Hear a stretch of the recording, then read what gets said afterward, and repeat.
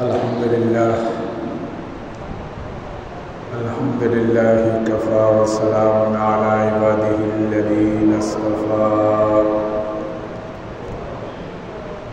أما بعد فأعوذ بالله من الشيطان الرجيم بسم الله الرحمن الرحيم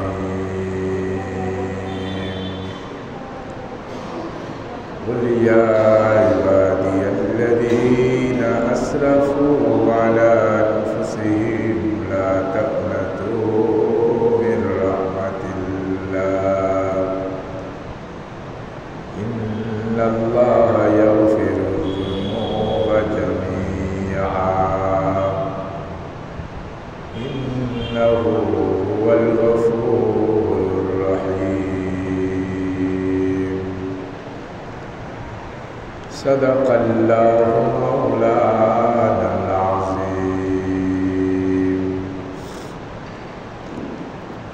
وعن أبي هريرة رضي الله تعالى عنه قال قال رسول الله صلى الله عليه وسلم إن لله 100 رحمة أنزل منها رحمة واحدة بين الجن والإنس والبهائم والهوام فبها يتعاطفون وبها يتراحمون وبها تعطف الوحش على ولدها وأخر الله 99 رحمة يرحم عباده يوم القيامة وصدق رسوله النبي الكريم ونحن على ذلك لمن الشاهدين والشاكرين والحمد لله رب العالمين. اللهم صل على محمد وعلى آل محمد كما صليت على إبراهيم وعلى آل إبراهيم إنك حميد مجيد. اللهم بارك على محمد وعلى آل محمد كما باركت على إبراهيم وعلى آل إبراهيم إنك حميد مجيد.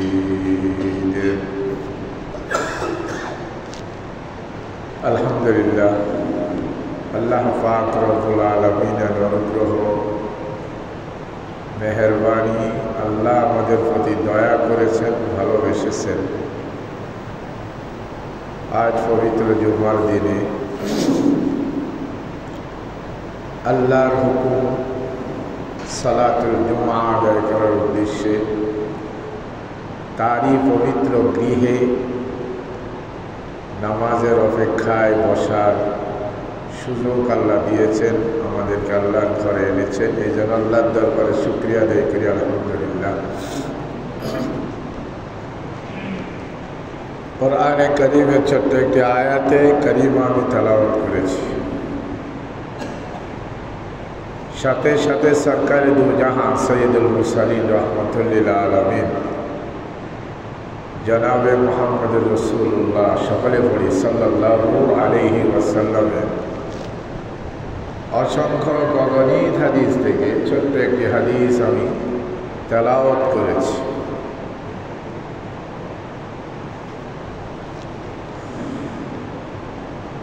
মানুষ আল্লাহ দুনিয়ায় প্রেরণ করেছেন প্রথম মানুষ হলো আদম আলাইহিস সালাতু ওয়াস সালাম। আল্লাহ হযরত আদম আলাইহিস সালাতু ওয়াস সালামকে নিজ হাতে তৈরি করে 40 বছর পর্যন্ত পুতুল আকারে কোনো জান ছাড়া, রূপ ছাড়া, নড়াচড়া ছাড়া ফালে রাখছে। 120 গজ লম্বা বডি ছিল হযরত আদম আলাইহিস সালাতু ওয়াস সালাম। 40 বছর পরে আদম আলাইহিস সালাতু ওয়াস সালামের শরীরে রূহ ফুঁকে দিয়েছেন। এরপরে রব্বুল আলামিন হযরত আদম আলাইহিস সালাতু ওয়াস সালামের তৈরিগত আল্লাহ যে মখলুক, আল্লাহ যে সৃষ্টি করেছেন হযরত আদম আলাইহিস সালাতু ওয়াস সালামকে, সেই আদমের শরীরের একটা অংশ থেকে আল্লাহ আমাদের মা হাওয়া আলাইহিস সালাতু ওয়াস সালামকে সৃষ্টি করেছেন। এবং ওয়া খালাকা মিনহুমা, এই আদম আর হাওয়ার থেকে আল্লাহ তাআলা রিজালান কাসীরা ওয়া নিসা, আল্লাহ অনেক অনেক পুরুষ, অনেক অনেক নারী আল্লাহ তাআলা সৃষ্টি করেছেন বাবা মায়ের মাধ্যমে। এই যে প্রথম মানুষ, তিনি হযরতে আদম আলাইহিস সালাতু ওয়াস সালাম জান্নাতে যাওয়ার পরে একটা ভুল করেছে। হযরত আদম আলাইহিস সালাতু ওয়াস সালাম সেটা স্বীকার করেছে। রব্বুল আলামিনের দরবারে সেই ভুলের জন্য তওবা করেছেন। রব্বানা যালামনা আনফুসানা, আমরা দোয়ার মুনাজাতের মধ্যে যে দোয়া পড়ি, কোরআনের মধ্যে এই সমস্ত দোয়াগুলি এক একটা নবীর দোয়া। সুবহানাল্লাহ, এক একজন নবীর দোয়া আল্লাহর কাছে এই সমস্ত দোয়াগুলি, মুনাজাতগুলি এত পছন্দ হয়েছে যে আল্লাহ আমাদের জন্য কোরআনের আয়াত হিসাবে এগুলি আমাদের জন্য নাজিল করে দিয়েছে। হযরতে আদম আলাইহিস সালাতু ওয়াস সালাম অপরাধ করেছেন, ভুল হয়েছে।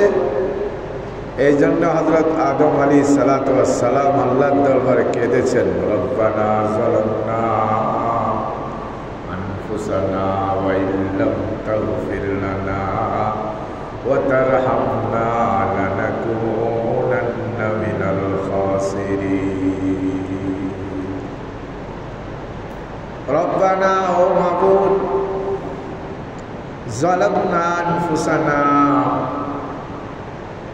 আমি আমার নফসের উপর জুলুম করেছি, অন্যায় করে ফেলেছি, আপনার আদেশকে অমান্য করে নিষিদ্ধ ফল খেয়ে ফেলেছি। অতএব আপনি আমাকে ক্ষমা করেন। আপনি যদি আমাকে ক্ষমা না করেন তাহলে আমার ধ্বংস অনিবার্য, আমি ক্ষতিগ্রস্ত হয়ে যাব। আমার এই ক্ষতির থেকে, আমাকে ধ্বংসের থেকে বাঁচানোর আর কেউ নাই।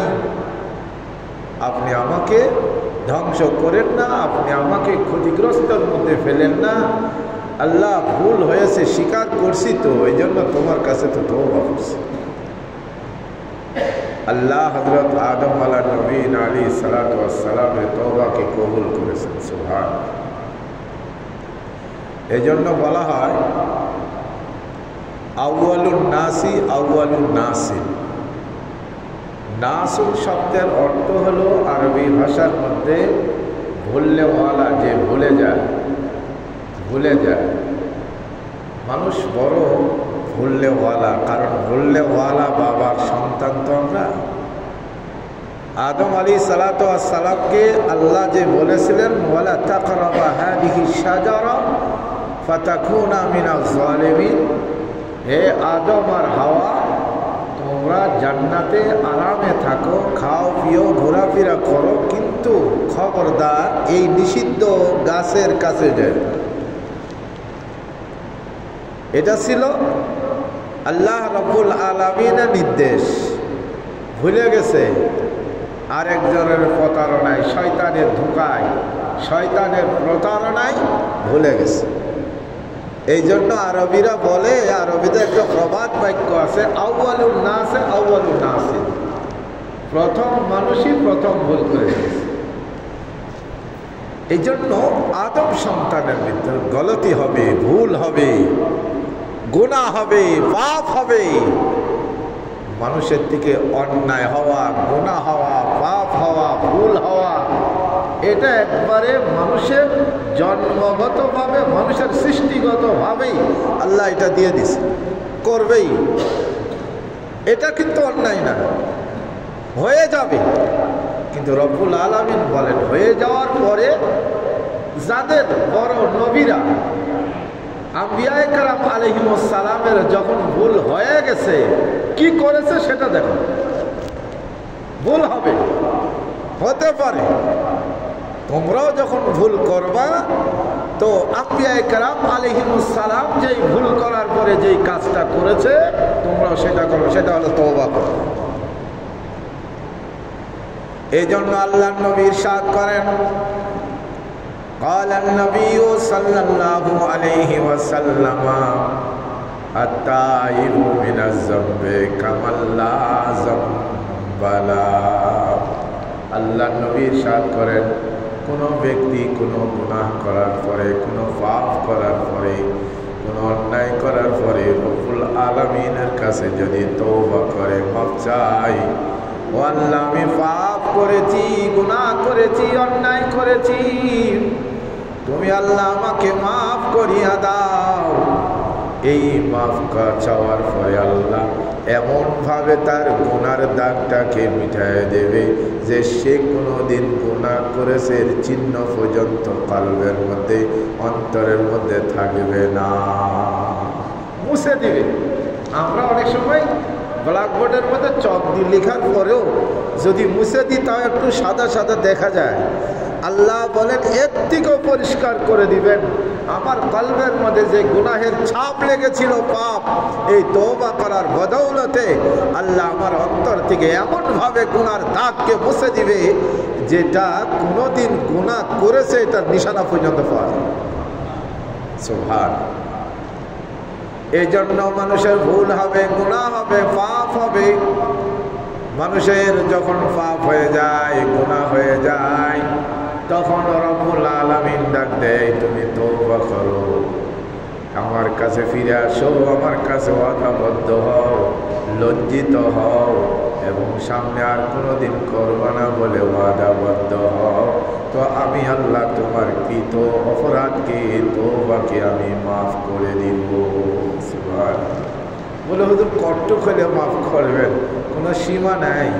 আল্লাহর মাগফিরাত, আল্লাহর রহমত, আল্লাহর মাগফিরাত যেমন সীমাহীন, অসীম, আল্লাহ তাআলার ক্ষমার দরিয়া অসীম। আপনি যতই গুনাহ করেন না কেন, যত বড়ই পাপী হন না কেন, আল্লাহর কাছে তওবা করবেন, গুনাহ মাফ চাইবেন, তো আল্লাহ তাবারক ওয়া তাআলা আপনার সমস্ত গুনাহকে মাফ করে দেবেন। তুবু ইলাল্লাহ আইয়ুহাল মুমিনুন। কোরআনে কারীমের মধ্যে আল্লাহ বারবার ডাক দিয়েছেন, ও ঈমানদার, তোমরা সবাই আমার কাছে তওবা করো, আমার কাছে ক্ষমা চাও, আমার কাছে তোমরা নতি স্বীকার করো, তওবা করো, আমি তোমার সমস্ত গুনাহ খাতাগুলি মাফ করিয়া দিব। হযরতে ওয়াহাশী রাদিয়াল্লাহু তাআলা আনহু হয়েছেন, তিনি তো আর সাহাবী ছিলেন না, উহুদের যুদ্ধের পরে যে মুসলমান হয়েছে, কত বছর পরে উহুদের যুদ্ধের মধ্যে কাফেরদের পক্ষে এসে এই ওয়াহাশী রাসূল করিম সাল্লাল্লাহু আলাইহি ওয়াসাল্লামের কলিজার টুকরা চাচা হামজা রাদিয়াল্লাহু তাআলা আনহুকে হত্যা করেছে। শুধু হত্যা করে ক্ষান্ত হয়নি, হত্যা করে সিনা চাপ করে বুককে ফেড়ে কলিজা বের করে চিবায়া চিবায়া খাইছে, চাবাইছে কলিজা। কি ক্ষোভটা ছিল ইসলামের প্রতি, মুসলমানের প্রতি। আল্লাহ নবী জানাবে মুহাম্মদুর রাসূলুল্লাহ সাল্লাল্লাহু আলাইহি ওয়াসাল্লাম এত ব্যথা পাইলেন এবং ওয়াহাশীকে পরবর্তীতে যখন ইসলাম গ্রহণ করেন, আল্লাহ দেখেন ওয়াহাশীর এত বড় পাপ, এত বড় অন্যায় কেউ আল্লাহ মাফ করে দিয়েছে। এখন তুই সাহাবি, তার নাম বললে এখন কি বলতে হয়? রাদিয়াল্লাহু আনহু বলতে হয়, কারণ আল্লাহ তার অতীতের সকল গুনাহ মাফ করে। হযরত ওয়াহাশী রাদিয়াল্লাহু তাআলা আনহুকে শুধু আল্লাহ হেদায়েতের দৌলত দেওয়ার জন্যে আল্লাহ বারবার কয়েকবার আয়াত নাজিল করেছেন। আয়াত নাজিল করার পরে আল্লাহর নবী সরাসরি ওয়াহাশীর কাছে যান নাই, দুইজন সাহাবীকে ওয়াহাশীর কাছে প্রেরণ করেছে। দেখো তোমরা যাও ওয়াহাশীর কাছে গিয়ে ইসলামের দাওয়াত দাও। আসমানের মালিক আরশে আজিমের মালিক রব ওয়াহাশীকে ইসলামের ভিতরে আনতে চায়, আল্লাহ তাকে মাফ করে দিবে। তোমরা যাও, কারণ আমি তাকে দেখলে, তার চেহারাকে দেখলে আমার চাচার সেই বিভৎস চেহারা সেটা আমার ভেসে উঠে, আমার অন্তরে ব্যথা লাগে। দুইজন সাহাবী গেছে, ওয়াহাশী আপনার জন্য আয়াত নাজিল হয়েছে, আপনাকে ঈমান আনার কথা আল্লাহ বলতেছেন। তখন ওয়াহাশী বলেন, মান কাতালা আও জানা আও আশরাকা ইউলকা তামা ইউযাফ লাহুল আযাব। তোমাদের কোরআনের ভিতরে তো এই আয়াতটা আছে, শ্লোকটা আছে, যেই আয়াতের মধ্যে বলা হয়েছে যেই ব্যক্তি হত্যা করবে, জিনা করবে, শিরক করবে, এমন ব্যক্তিকে ডবল শাস্তি দেওয়া হবে, তাকে জাহান্নামে নিক্ষেপ করা হবে। ইউলকা তামা ইউযাফ লাহুল আযাব। তো এটা তো তোমাদের কোরআনের আয়াত, তোমাদের ইসলামের, তোমার নবী মুহাম্মদের ওপর নাজিল হওয়া কোরআনের আয়াত পড়লাম আমি দেখেছি তোমাদের কোরআনে আল্লাহ এই আয়াত নাজিল করেছে। ওয়ানা ফালতু কুল্লা, আমি কোনটা করি নাই বলো? আমি তো সব অপরাধ করেছি। ওয়ানা ফালতু কুল্লা, আমি সবগুলি করেছি। শিরিক, আমি তো মুশরিক, শিরিক করি। কতল, হত্যা তো করেছি। সবচেয়ে জঘন্যতম হত্যার কাজটা আমি করেছি উহুদের যুদ্ধের মধ্যে গিয়া তোমাদের রসুলের নবীর চাচাকে হত্যা করেছি। এরপরে আমি জিনাও করেছি। এত বড় বড় পাপ করার পরেও কেমনি তোমরা আমাকে ইসলামের দাওয়াত দিতে আসো? আল্লাহ নবীর কাছে সাহাবায়ে কেরাম হতাশ হয়ে ফিরে গেলেন। সাহাবাদায় ফিরে গিয়ে আল্লাহ নবীকে জানালেন, ইয়া রাসূলুল্লাহ, তাকে ইসলামের দাওয়াত দেওয়ার পরে আমাদেরকে এই কথা বলেছে। আল্লাহ রাব্বুল আলামিন আয়াত নাজিল করে দিলেন আবারও ওয়াহাশীকে। দেখেন আল্লাহ যাকে ধরে তাকে ছাড়ে না। আল্লাহ যদি কাউকে হেদায়েতের জন্য রব্বুল আলামিন যদি কবুল করেন, তাহলে তাকে টেনে হেসরে হলো তাকে হেদায়েতের মধ্যে নিয়ে আসবে। আল্লাহ যদি কাউকে নামাজ পড়ানোর জন্য কবুল করেন, আপনি তাকে কোনো অবস্থাতে শিকল দিবেন যে আটকায় রাখতে পারবে না, সে নামাজ আদায় করবে। আল্লাহ যেহেতু হেদায়েত করার জন্য আল্লাহ মনস্থ করেছেন, স্থির করেছেন, ইন্নাকা লা তাহদি মান আহবাবতা ওয়ালাকিন্নাল্লাহ ইয়াহদি মান ইয়াশা। আল্লাহ যাকে চান তাকে হেদায়েত দেন। এবার আল্লাহর চাহিদা, আল্লাহর ইরাদা, আল্লাহর ইচ্ছা ওয়াহাশীর প্রতি নজর পড়েছে। ওয়াহাশীকে আল্লাহ হেদায়েত দিয়া জান্নাত পর্যন্ত পৌঁছায় ছাড়বেন। আল্লাহ আয়াত নাযিল করেন, ইন্নাল্লাহা লা ইয়াগফিরু আন ইউশরাকা বিহি ওয়া ইয়াগফিরু মা দুনা যালিকা লিমান ইয়াশা। আল্লাহ রাব্বুল আলামিন আয়াত নাযিল করে দিলেন, ওয়াহাশী সহ আরো যত মুশরিক রয়েছে তারা যদি শুধু শিরিক থেকে তওবা করে, লা ইলাহা ইল্লাল্লাহ মুহাম্মাদুর রাসূলুল্লাহ পড়ে, কালিমা পড়ে যদি ইসলাম গ্রহণ করে, তাহলে অন্যান্য গুনাহগুলির ব্যাপারে আমি রব্বুল আলামিন ইচ্ছা করলে আমি মাফ করে দিব। সুবহানাল্লাহ, এটা আমার ইচ্ছা, আমি ইচ্ছা হলে মাফ করে দেবো, কিন্তু শিরিকের গুনাহ বাবা আমি মাফ করবো না। শিরিক থেকে তওবা করে ঈমান আনতে হবে, কালিমা পড়তে হবে। কালিমা পড়ার পরে আল ইসলাম ইয়াহদিমু মা কানা কাবলা, মুসলমান হওয়ার পরে কালিমা পড়ার পরে অতীতের যত গুনাহ আছে ইসলামের খাতিরে আল্লাহ সমস্ত গুনাহগুলি এমনি মাফ করে দিবেন। তবে আল্লাহ একটু কথা বলছে লিমাইয়াশা, আল্লাহ যাকে চান। শব্দটা ব্যবহার করাতে ওয়াহাশী ওই জায়গায় গিয়ে আক্রমণ করেছে। কি আবার এসেছেন? বলে জি। কি নিয়ে এসেছেন? যে আপনার জন্য আল্লাহ আসমান থেকে আয়াত নাযিল করেছে। বলে আয়াতটা পরে, ইন্নাল্লাহা লা ইয়াগফিরু আন ইউশরাকা বিহি ওয়া ইয়াগফিরু মা দুনা যালিকা লিমান ইয়াশা। এখানে তো বলা হয়েছে যে আমি হয়তো ঠিক আছে ঈমান আনলাম, কালিমা পড়লাম, এরপরে আমি শিরিক থেকে তওবা করলাম, এরপরে আল্লাহ বলতেছেন যাকে চান তাকে মাফ করবেন অন্যান্য গুনার ব্যাপারে। তাহলে আমার গুনার মাফের ব্যাপারে আমি কোনো নিশ্চয়তা, সিকিউরিটি, গ্যারান্টি পাইলাম না, অতএব আমি ইসলাম গ্রহণ করতে পারব। চলে গেছে। সাহাবাদায় যাওয়ার পরে আল্লাহ নবী অধীর আগ্রহে অপেক্ষা আছেন একজন উম্মত সে ইসলাম গ্রহণ করবে। এর থেকে আনন্দের বিষয় নবীর কাছে আর কিছুই হতে পারে না। নবী অপেক্ষায় আছে, হয়তো এই আয়াতের উপর ভিত্তি করে ওয়াহাশী হয়তো মুসলমান হয়ে গেছে। আল্লাহ নবী জিজ্ঞাসা করলেন কি অবস্থা? বলেন ইয়া রাসূলুল্লাহ, এখানে একটা ফেজ ধরেছে, সেটা হলো আল্লাহ যে লিমাইয়াশা বলছেন, আল্লাহ যাকে চান তাকে মাফ করবেন। এখন ওয়াহাশী বলতেছে আমাকে যদি আল্লাহ না চায়, গ্যারান্টি পাই নাই, এই জন্য সে ইসলাম গ্রহণ করে নাই।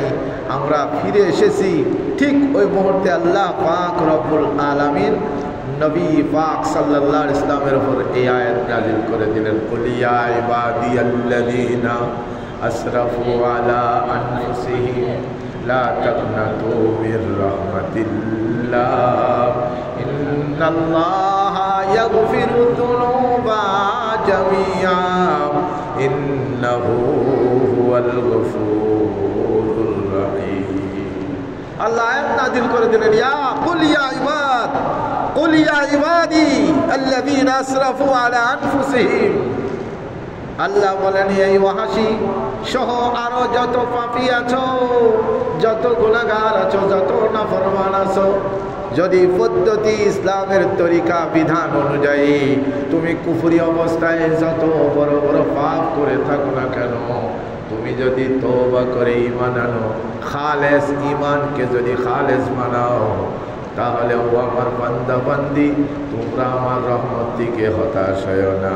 আমি আল্লাহ রব্বুল আলামিন তোমাদেরকে বঞ্চিত করব না, আমি আল্লাহ তোমাদেরকে মাহরুম করব না, আমি আল্লাহ তোমাদের অতীতের সমস্ত কৃত অপকর্ম পাপগুলিকে আমি মাফ করিয়া দিব। সুবহানাল্লাহ। লা তাকনাতু মির রাহমাতিল্লাহ, আল্লাহর রহমত থেকে হতাশ হওয়ার কিছু নেই। ইন্নাল্লাহা ইয়াগফিরু যুনুবা জামিআ, নিশ্চয় আল্লাহ তাআলা এমন দয়ালু, এমন মেহেরবান, এমন ক্ষমতাবান, এমন ক্ষমাশীল যে আল্লাহ তোমার সমস্ত গুনাহগুলি আল্লাহ রব্বুল আলামিন মাফ করে দিবে। বলে পারবেন? হ্যাঁ। ইন্নাহু হুয়াল গফুরুর রহিম, আল্লাহ সবচেয়ে বড় ক্ষমাশীল, আল্লাহ সবচেয়ে বড় দয়ালু। আল্লাহর ক্ষমার কোনো অন্ত নাই, আল্লাহর কোনো দয়ার সাগরের কোনো কিনারা নাই। তুমি যত বড়ই অপরাধী হও না কেন, তুমি আসো আমার দরবারে, ফিরে আসো, কালিমা পড়ো। এ ওয়াহাশী, তুমি কালিমা পড়ো, তোমার ঈমানকে খালেস করো, তোমার ঈমানকে খালেস করো, তোমার কৃত অপকর্ম যত বড় হোক না কেন আমি আল্লাহ মাফ করে দেব, আল্লাহ মাফ করে। এই আয়াত নিয়ে যখন ওয়াহাশীর কাছে গেছে, তখন ওয়াহাশী আনন্দে আত্মহারা হয়ে ফানিয়াল ইসলাম, ফানিয়াল ইসলাম, আরে ইসলাম কত সুন্দর, মুসলমান কত সুন্দর, ইসলাম, এই ইসলামের আল্লাহ, ইসলামের নবী কত সুন্দর, যে আমি এত বড় অপরাধী হওয়া সত্ত্বেও আল্লাহ আমাকে মাফ করার গ্যারান্টি দিয়ে আমাকে ইসলামে অন্তর্ভুক্ত হওয়ার দাওয়াত দেয়। সাথে সাথে সেই কালিমা পড়ে মুসলমান হয়ে যায়। ইন্নাল্লাহা ইয়াগফিরু যুনুবা জামিআ ইন্নাহু হুয়াল গফুরুর রহিম। আজও সমস্ত অপরাধীদের, পাপীদের জন্য মেসেজ, পাপীদের জন্য মেসেজ, আল্লাহ বড় দয়ালু, আল্লাহ বড় দয়ালু, বড় আদর করে, ভালোবেসে মহব্বত করে আল্লাহ মানুষকে সৃষ্টি করেছেন। ফেরেশতার অভিযোগ ছিল, ফেরেশতাদের অভিযোগকে খণ্ডন কইরা, অভিযোগকে ওভারটেক কইরা, অভিযোগের কোনো পাত্তা না দিয়া আল্লাহ বনি আদমকে, মানুষকে আল্লাহ সৃষ্টি করেছেন। বড় দয়া করে, বড় মায়া করে, বড় মহব্বত করে সৃষ্টি করেছেন। কারণ হলো এই বনি আদম থেকে আল্লাহ পাক রব্বুল আলামিন তার সবচেয়ে বড় বন্ধু, পরম এবং চরম বন্ধু মুহাম্মদুর রাসূলুল্লাহকে আগমন করাবেন, তো এই দুনিয়ায় প্রেরণ করবেন তো মানুষ জাতির মধ্যে। এই জন্য আল্লাহ মানুষকে, আদমকে বড় মহব্বতের সাথে, বড় ফেরেশতাদের সমস্ত অভিযোগকে খণ্ডন করে আল্লাহ মানুষ। এখান থেকে আমাদের একটা কথা বুঝতে হবে, অনেকে আছি বোঝার চেষ্টা করি না, আমরা অনেকে কিছু সংখ্যক কম জ্ঞান, ধর্মীয় জ্ঞানের স্বল্পতার কারণে আমরা অনেকে বলি, হায় হায় হায় হায়, এরা কত বড় ওয়াহাবি, কত বড় কাফের যে নবীকে মানুষ বলে। নাউযুবিল্লাহি মিন যালিক। ওরে বাবা রে বাবা, আরে মানুষ না বইলা অন্য কোনো প্রাণী, অন্য কোনো মাখলুক, অন্য কোনো সৃষ্টির কোনো কিছু বললে নবীর মর্যাদা বাড়বে না। নবীর মর্যাদা সবচেয়ে বাড়বে হলো মানুষের ভিতর অন্তর্ভুক্ত করবে। কারণ মানুষ হলো আল্লাহ তাআলার নিজ হাতে তৈরি বড় পেয়ারা মাখলুক। জিন্নাত থেকেও মানুষ প্রিয়, ফেরেশতাদের থেকেও মানুষ প্রিয়। আরে ফেরেশতা তো খাদেম, ফেরেশতা তো মানুষের খেদমতের জন্য আল্লাহ নিয়োজিত করেছেন। খাদেম, খাদেম বুঝেন, যারা সেবা করে, সেবাকারী, সেবক। আর মানুষ হলো মাখদুম, যার সেবা করা হয়, মুনিব। ফেরেশতারা গোলাম, মানুষ হলো মুনিব। এখন যদি আমি নবীকে নূরের তৈরি বলে ফেরেশতা বলে, অথবা আগুনের তৈরি জিন বলে, আমি তো নবীর সম্মান বাড়ানো যাবে না। নবীর সম্মান বাড়বে নবীকে মানুষ বলবে। আর মানুষ হলো সবচেয়ে হলো আশরাফুল মাখলুকাত। এটা তো আমরা মুখের মুখেই বলি। সমস্ত সৃষ্টির মধ্যে ফেরেশতাও কিন্তু সৃষ্টি, জিনও সৃষ্টি, গরু ছাগল সৃষ্টি, গাছপালা তরুলতা সবই সৃষ্টি। তো সৃষ্টির সেরা হলো কিরে মানুষ। তাহলে নবীর সেরা নবী আশরাফুল মাখলুকাতের সৃষ্টির মধ্যে যদি না বানায়, তো তিনি সেরা নবী হবে কেন? আল্লাহ বলেন, অতএব মানুষকে আল্লাহ বড় আদর করে, বড় যত্ন করে, বড় মহব্বত করে, বড় ভালোবেসে আল্লাহ মানুষকে সৃষ্টি করেছেন জাহান্নামে দেওয়ার জন্য নয়, কষ্ট দেওয়ার জন্য নয়।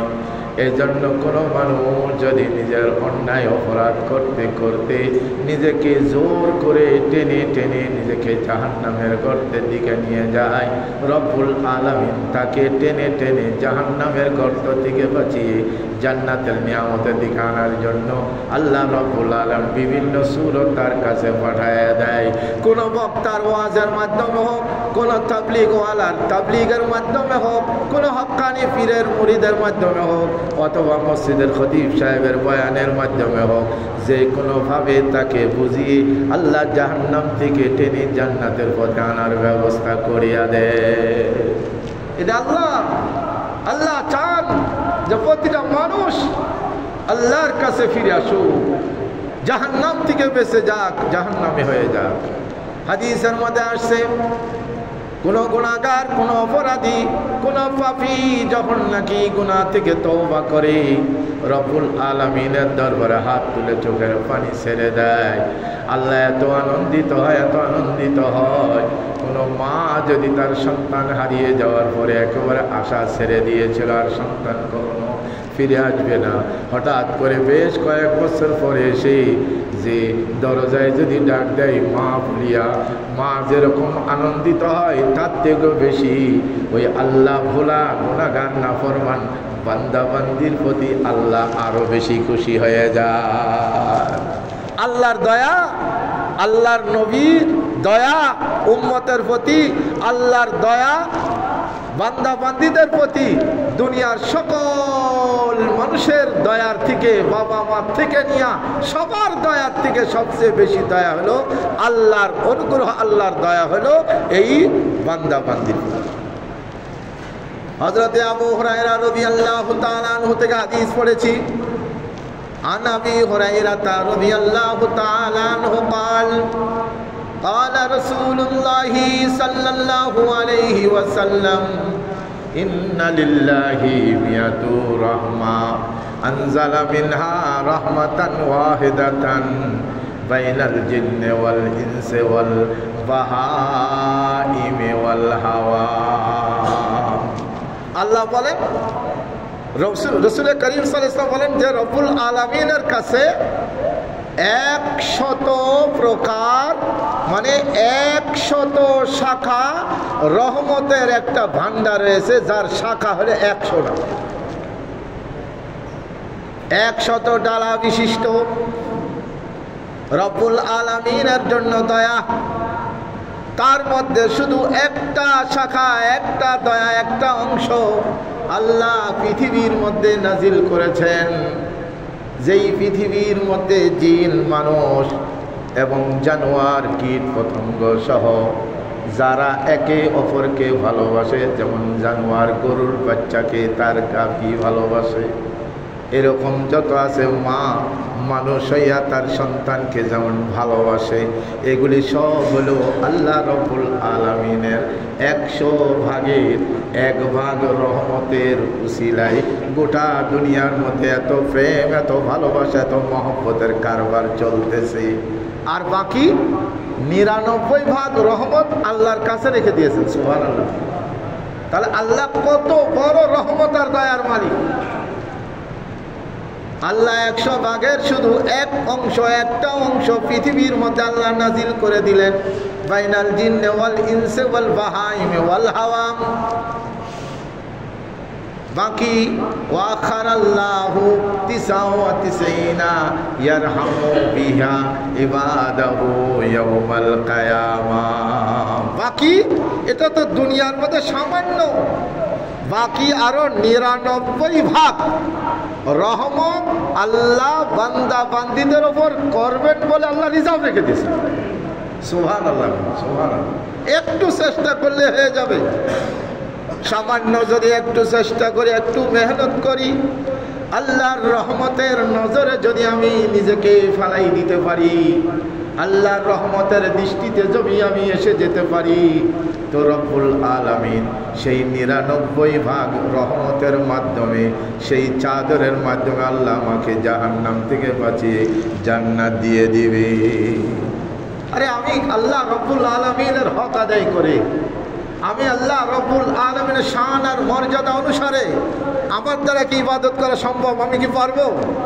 একটু চেষ্টা করি, চেষ্টা করলে বাকি অন্যটা আল্লাহ রব্বুল আলামিন কুদরতে হাতে ধরে আমাকে জান্নাতে পৌঁছে দিবে।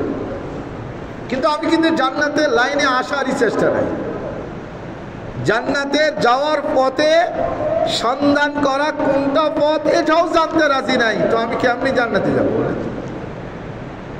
জান্নাতে যাওয়ার পথ কি, কি কি কাজ করলে জান্নাতে যাওয়া যায়, জাহান্নামের রাস্তা কি, জান্নাতের রাস্তা কি, আজ আমাদের কাছে কারোর কাছে অজানা নাই। আসেনি? অজানা আছে? বলেন, এক ওয়াক্ত নামাজ কাজা করলে 2,88,00,000 বছর জাহান্নামে যেতে হবে। এই মাসআলাটা ছোট্ট বাচ্চা থেকে নিয়ে বৃদ্ধ পর্যন্ত কারোর কাছে, নারী পুরুষ কোনো মুসলমানের সন্তানের কাছে অজানা নাই। কে জানেন না? বলেন যে আমি এটা জানতাম না।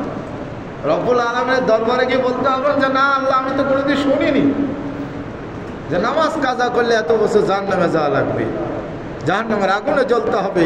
কেউ বলতে পারবে, সুযোগ নাই। দাওয়াতে তাবলীগের মেহনতে হোক, খতিব সাহেবদের বয়ানে হোক, বিভিন্ন বক্তাদের হক্কানি উলামায়ে কেরামের বয়ানে হোক, বা কোনো হক্কানি পীরের মুরিদের মাধ্যমে হোক, দিক নির্দেশন আমরা পেয়ে গেছি। এমন কেউ বাকি নাই যে যার কাছে এই মশালাটা অজানা। তা সত্ত্বেও আমরা অহরহ মানুষ নামাজ কাজা করে যাচ্ছি। আরে কাজা করছি না, শুধু নামাজকে একেবারে বরবাদ করে দিচ্ছি, পড়ছিও না, এটাতে কাজা করলে সব গুনাহ।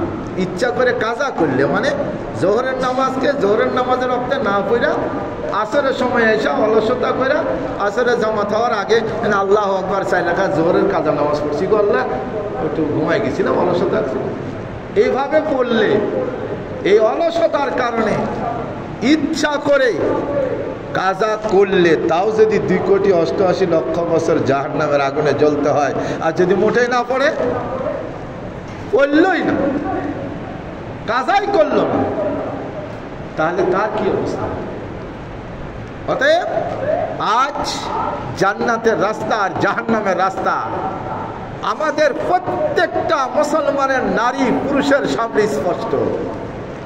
এখন শুধু আমার এই ইচ্ছার উপর নির্ভর, আমি কি চাই। আমি যদি জান্নাতে যেতে চাই তো জান্নাতের লাইনে আসতে হবে, আসা আমার জন্য সহজ, রাস্তা কিন্তু স্পষ্ট। আর যদি বলেন যে না আমার ও দরকার নাই, কিছু আছেন নিজে খুব পণ্ডিত, খুব বুঝে, কোরআন শরীফটা শুধু করে পড়তে পারে না, কোরআনের তাফসির ব্যাখ্যা বলে আমি সব পড়ি, তাফসির ইবনে কাসির পড়ি। আরে আপনি ঘোড়ার ডিম তাফসির ইবনে কাসির পড়ি কী করবেন? তাফসির ইবনে কাসির কী করবেন? এই তাফসির ইবনে কাসির পড়ি, এই পড়ি সেই পড়ি, কিন্তু নামাজ পড়ি না। লাভ আছে? কোনো ফায়দা আছে? আপনি বিরাট নেতা, বিরাট লিডার, একবার ইসলাম আন্দোলনে আপনি সিফা সালা, ঘোড়ার ডিম, আপনি নিজের কোনো আমল নাই, আপনি কোনো জান্নাতি লাইনে নাই, দুনিয়ার অপকর্ম নাফরমানিগুলি সব করে যাচ্ছেন, আপনাকে কে দিবে সিকিউরিটি আপনি জান্নাতে যাবেন? এই জন্য পণ্ডিত হওয়ার চেষ্টা করেন না, হযরত ওলামায়ে কেরাম থেকে জেনে জেনে কোনটা জান্নাতের লাইন আর কোনটা জাহান্নামের লাইন, এটাও আলেমদের থেকে জানতে হবে, শিখতে হবে, বুঝতে হবে, তাদের কথা শুনে তারপরে সেই লাইনে চলতে হবে। কিন্তু এর আগে আপনার ইচ্ছা তো হতে হবে। আপনার ইচ্ছাই তো নাই, আমার আপনার ইচ্ছাই যদি জান্নাতে যাওয়ার না থাকে, তো ইচ্ছা যদি না আসে, তখন এটা কোনটা জান্নাত কোনটা জাহান্নাম এটা বাঁচার জন্য আমি জিজ্ঞাসা করতে যাব কখন? আমার ইচ্ছা হলে।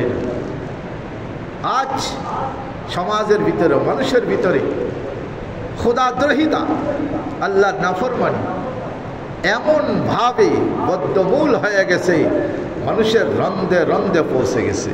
আলেমদের কথাকে কোনো পাত্তা দিবে না, কোরআন ও হাদিসের কথাকে কোনো ধার ধারবে না, কোনো কিছুই পরোয়া করবে না, ওর মনে যা চায় তাই মন চাহি জিন্দেগি করবে। মন চাহি মানে মনে যা চায় সেটা অনুসারে চলে।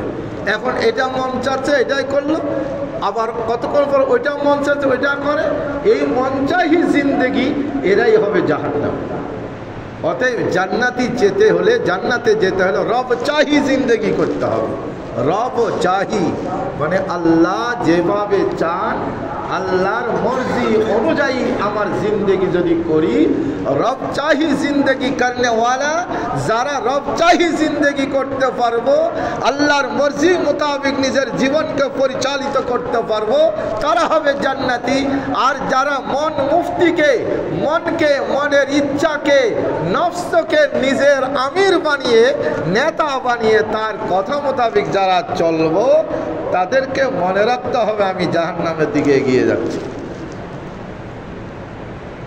এই জন্য আল্লাহ রাব্বুল আলামিন কত বড় দয়ালু, শুধু এক ভাগ রহমতের বদৌলতে গোটা দুনিয়ার মধ্যে, পৃথিবীর মধ্যে প্রতিটা মা তার নিজ নিজ সন্তানগুলিকে এত ভালোবাসে। ফাবিহা ইয়াতারাহামুন, আল্লাহর ওই এক ভাগের রহমতের বদৌলতে একে অপরের প্রতি দয়া করে। অবিহা ইয়াতাআতাফুন, একে অপরের সাথে মহব্বত আর সম্পর্ক ভালোবাসা করে।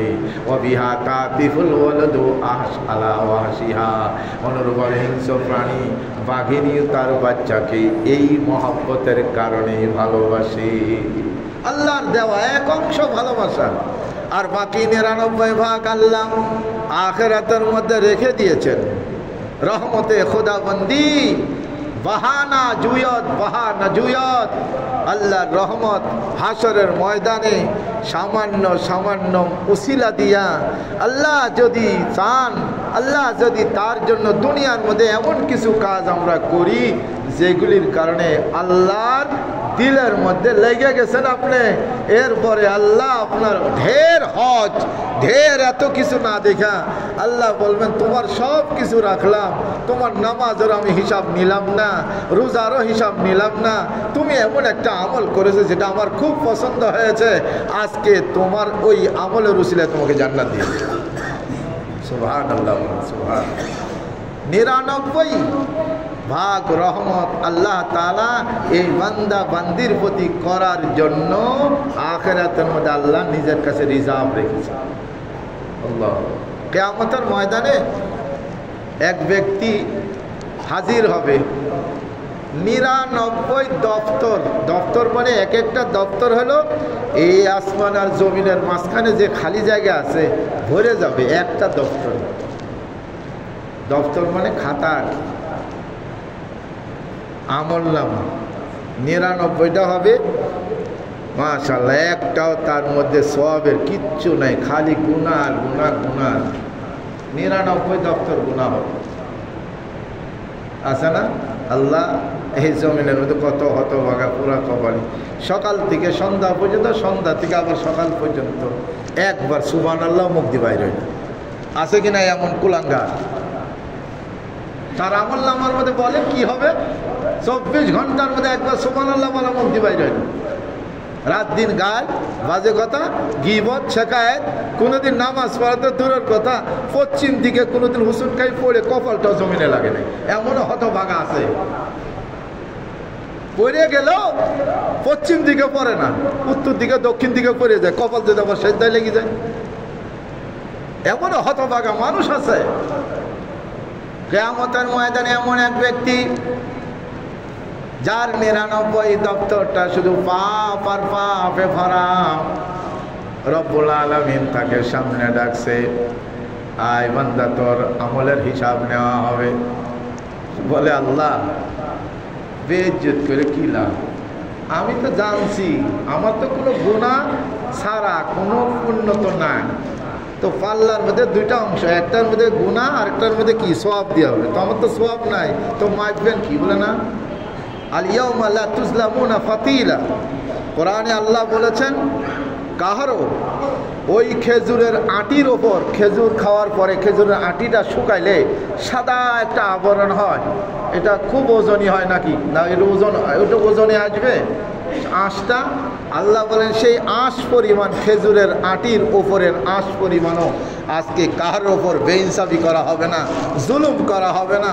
আমি আজকে ন্যায় বিচারক, অতএব তুমি এমনি তোমাকে জাহান্নামে দিয়ে দেবা, আর তুমি যাই বলবা যে না আল্লাহ আমার একটু হিসাব তো নিতে পারতো, ওজনের পাল্লায়, আমার তো মিজানের পাল্লায় এটা আমার ওজন দেওয়া যায়, তো তারপরে এইসব চলবে না, ওজন দেওয়া। বলে আল্লাহ ওজন তো দিবেন, ভালো কথা, ফেরেশতা দিক ওজন, অর্ধেক অর্ধেক করবেন নাকি? বলে না, তোমার গুনাহকে এক পাল্লাই দেওয়া হবে আর তোমার নেকিকে আরেক পাল্লাই দেওয়া হবে। রব্বুল আলামিন আমার তো কোনো নেকি নাই, কোনো পুণ্য নাই, কোনো সওয়াবের কাজ নাই। হাদিসের মধ্যে আল্লাহর নবী বলেন তুমি হতাশ হয়ে না, লা তাকনাতু মির রাহমাতিল্লাহ, আল্লাহ বড় দয়ালু, এই বান্দাকে মাফ করার জন্য আল্লাহ আগের থেকে সিদ্ধান্ত নিয়ে রেখেছেন, তুই যত নাফরমানি কর আমি আল্লাহ তোকে এমন একটা উসিলা দিয়ে আজকে মাফ করে দেওয়ার সিদ্ধান্ত নিয়েছি। আল্লাহ একটা কুদরতি ছোট্ট একটা কাগজের টুকরা বের করে দিবেন, যে কাগজের মধ্যে লেখা আছে লা ইলাহা ইল্লাল্লাহু মুহাম্মাদুর রাসূলুল্লাহ।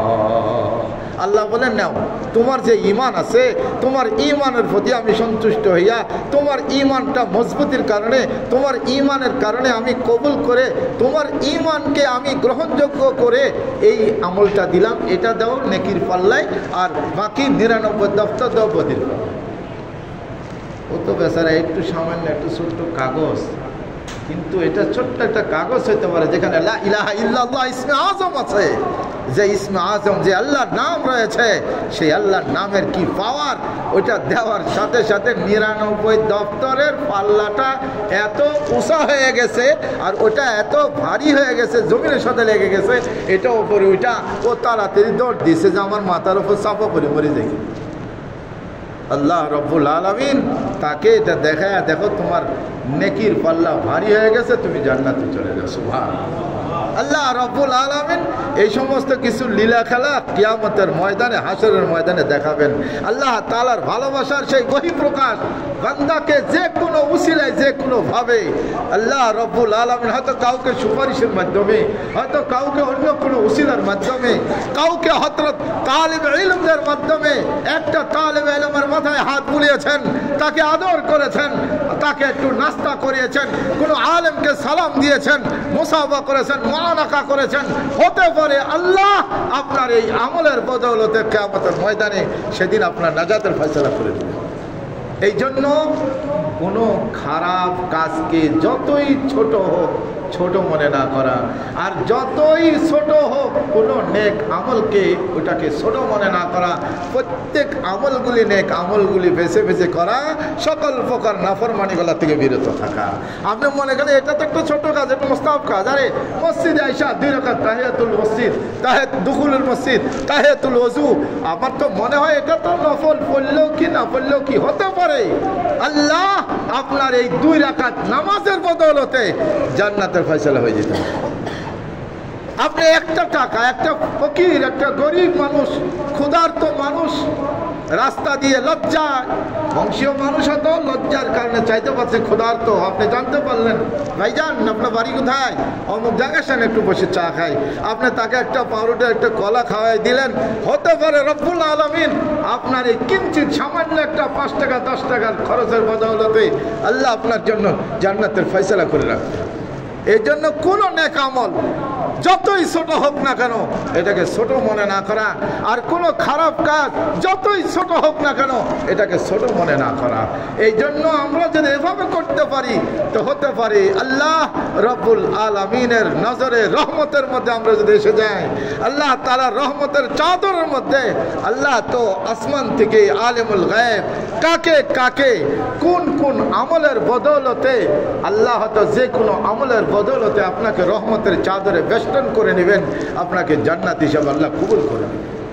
এই জন্য নাফরমানি ছাড়ি, আল্লাহর ভয় অন্তরে জাগ্রত করি, এবং আল্লাহ রব্বুল আলামিন বড় গফুর, বড় দয়ালু, বড় মেহেরবান, বড় দাতা, বড় আল্লাহ, বড় দয়ালু, সেই আল্লাহর প্রতি আমরা মনোনিবেশ করি, তওবা করি, তওবা করি।